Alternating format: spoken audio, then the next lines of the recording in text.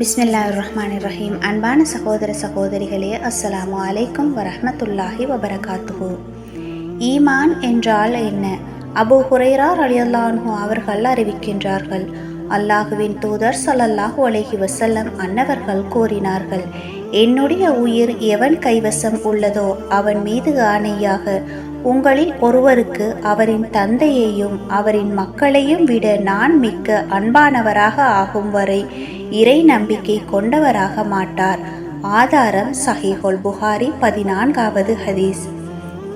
அனஸ் ரலியல்லாஹு அன்ஹு அவர்கள் அறிவிக்கின்றார்கள், அல்லாஹுவின் தூதர் ஸல்லல்லாஹு அலைஹி வஸல்லம் அன்னவர்கள் கூறினார்கள், உங்களில் ஒருவருக்கு அவருடைய தந்தை அவருடைய பிள்ளை ஏனைய மக்கள் அனைவரையும் விட நான் நேசத்துக்குரியவனாக ஆகாதவரை அவன் உண்மையான இறை நம்பிக்கை கொண்டவராக மாட்டார்.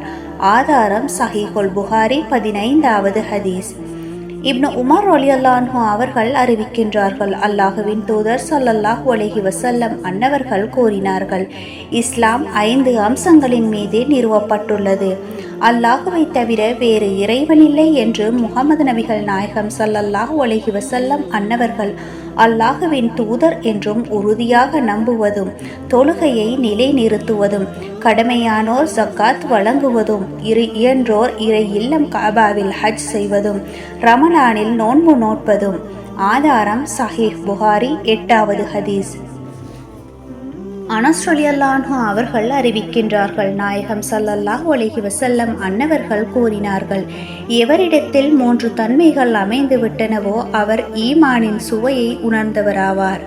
அவையாவன, முதலாவது, அல்லாஹ்வும் அவனுடைய தூதரும் ஒருவருக்கு மற்றதை விட அதிக நேசத்துக்குரியோராவதும், இரண்டாவது, ஒருவர் மற்றொருவரை அல்லாஹுக்காகவே நேசிப்பதும், மூன்றாவது, நெருப்பில் வீசப்படுவதை வெறுப்பது போன்று இறை மறுப்புக்கு மாறுவதை வெறுப்பதாகும்.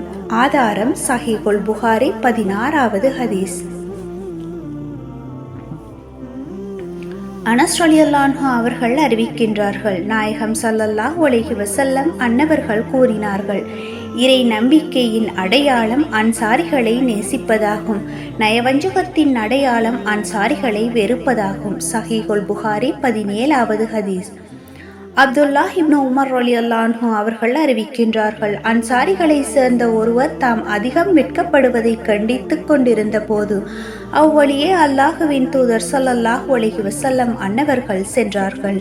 உடனே அவரை கண்டிக்காதீர்கள், விட்டுவிடுங்கள், ஏனென்றால் நிச்சயமாக வெட்கம் இறை நம்பிக்கையின் ஒரு அம்சமாகும் என்று நபிகள் நாயகம் ஸல்லல்லாஹு அலைஹி வஸல்லம் அன்னவர்கள் கூறினார்கள்.